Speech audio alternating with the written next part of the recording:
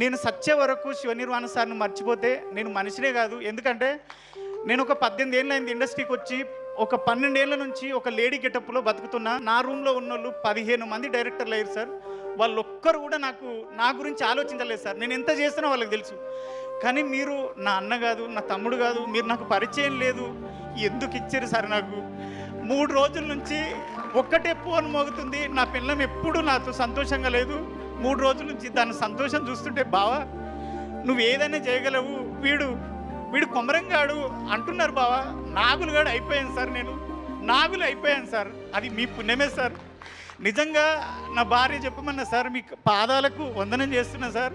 ఎందుకంటే నన్ను వీడు ఏదైనా చేయగలడు అని నాకు ఉంది సార్. నాకు ఎవ్వరు ఇవ్వలేదు సార్ 18 ఏళ్ళల్లో. వీళ్ళు పరిచయమే లేదు సార్. రవి సార్ ఎవ్వరూ పరిచయం లేదు. నన్ను చూసి నా టాలెంట్ని చూసిండో ఏం చూసిండో దేవుడిలాగా నాకు అవకాశం ఇచ్చిన